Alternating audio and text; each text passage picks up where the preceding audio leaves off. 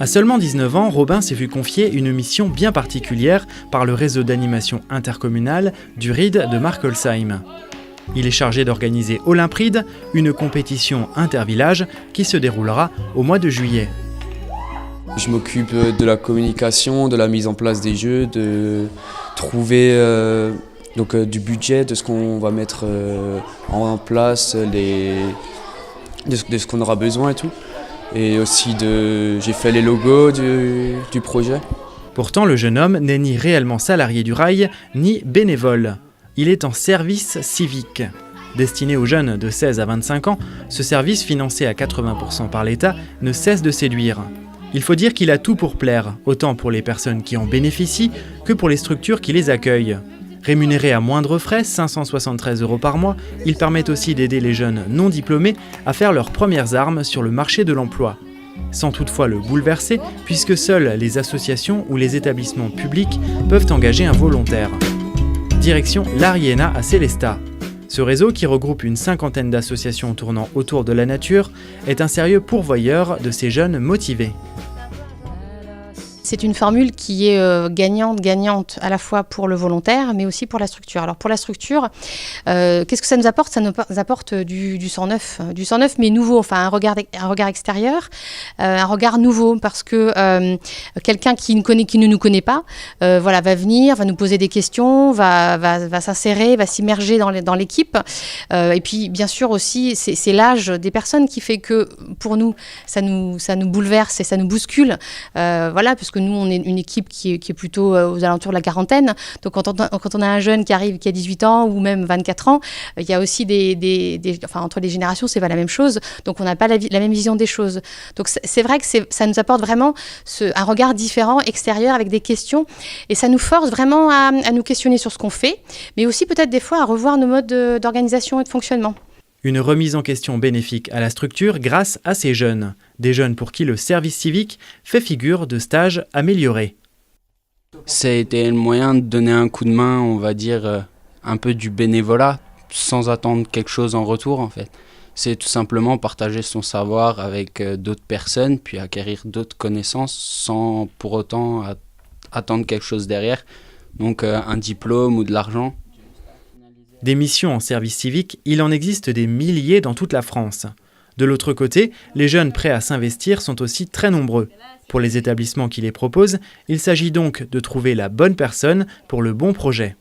Le fait d'accueillir un jeune, ça suppose de trouver, c'est aussi une contrainte, c'est de lui proposer une mission qui soit à la fois intéressante pour le jeune, qui soit utile pour l'association, mais qui ne soit pas un emploi déguisé. Et ça, c'est vraiment la complexité du service civique. C'est pas toujours facile. Il faut quand même que la mission soit intéressante pour le jeune, parce que ça sert à rien sinon qu'il perde son temps non plus. En fait, ce qu'il faut savoir, c'est qu'un jeune qui arrive dans une structure, il n'est pas soumis à une hiérarchie. En fait, il doit respecter bien sûr le cadre, les règles de l'association qui l'accueille, de l'organisation, mais on n'est pas dans un rapport de subordination. Et ça, c'est vrai que c'est nouveau, à la fois pour le volontaire et pour nous, parce qu'on accueille des stagiaires, on accueille des personnes en CDD. Les locaux de l'Ariena, Claire les connaît bien. À 24 ans, elle n'avait plus qu'1 an pour réaliser un service civique. Une idée qui lui trottait dans la tête depuis un moment. Il y a plein de raisons qui font que j'avais déjà envie d'en faire un.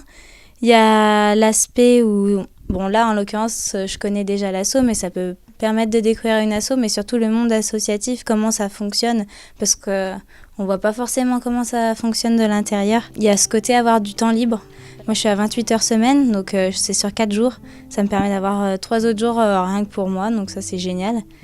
Et c'est un engagement. Quand on aime une asso, ça permet de donner un coup de main. On ne remplace pas un emploi, mais on donne quand même un sacré coup de main. Donc c'est toutes ces choses-là qui faisaient que avoir du temps libre, être dans l'associatif. Et c'est toujours une super expérience. Et il n'y a pas la pression on est employé, c'est vraiment pour apprendre. Sa connaissance de l'association lui a permis d'effectuer sa mission ici. Dans son projet, elle s'occupe de remettre à jour les outils pédagogiques et d'en créer des nouveaux. Pour les responsables de l'Ariena, le profil de Claire, c'était du pain béni, car elle connaissait bien la structure avant de postuler. Et même si les jeunes sont autonomes, il faut tout de même les encadrer. Selon les personnes, elles ont plus ou moins besoin d'autonomie, enfin, elles ont plus ou moins besoin d'encadrement. Donc, il faut qu'on soit aussi prêts et nous disponibles pour ces jeunes-là. Donc, ce qui nous intéresse, c'est plutôt de mener des actions qui pourront aller jusqu'au bout, vous voyez, qui vont nous apporter quelque chose, mais qui vont apporter quelque chose aux jeunes. Donc, nous, à Riena, je dirais, le nombre de volontaires, on va l'ajuster en fonction de notre équipe. On est une petite équipe de 14-15 personnes. Il ne faut pas qu'ils soient trop nombreux non plus. Maximum, on a accueilli 2 à chaque fois. Maximum, on en est à 5 volontaires en 3 ans. Donc, mais c'est vrai que ça nous fait du bien, parce que ça apporte autre chose. Retour à Markolsheim, au réseau d'animation intercommunale. Pendant leur temps libre, les jeunes du secteur sont encadrés par des animateurs. Et dans l'équipe, Quentin est en service civique. Après 1 an de fac en sciences sociales qui ne lui a pas plu, il a postulé au rail. Cette mission, c'est donc un test grandeur nature qui doit déterminer si ce métier lui plaira ou non. Y a un aspect, on apprend sur le tas en fait. On n'avait pas de compétences avant de le commencer, mais on en a acquis pendant le service civique. On a acquis certaines compétences sans vraiment d'aspect théorique. On est là, on fait nos trucs et puis on apprend sur le tas en fait. Il y aura des jeunes de 10 ans, de 16 ans, et ils auront des comportements différents, etc. Et c'est ça qui est intéressant, la polyvalence et... Ouais, puis voilà, c'est ça, la polyvalence des activités et des publics en fait. Et cette expérience aura été concluante puisque Quentin souhaite reprendre ses études, cette fois dans l'animation en centre socio-culturel. Car le service civique a une vertu, il aide à trouver sa voie. Comme pour Quentin, ces missions volontaires ont permis à de nombreux jeunes de confirmer leurs futures aspirations professionnelles. Direction Sainte-Marie-aux-Mines à présent. Après plusieurs jobs d'été à faire visiter aux touristes les mines de sa région natale, Manon s'est portée volontaire pour un service civique à l'ASEPAM, l'association spéléologique pour l'étude et la protection des anciennes mines.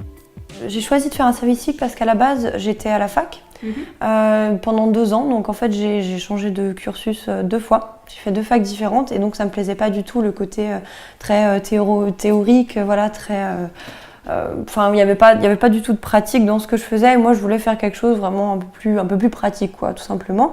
Et donc du coup j'ai cherché des missions qui se faisaient en Alsace et je suis tombée là-dessus. Et donc je me suis lancée là-dedans.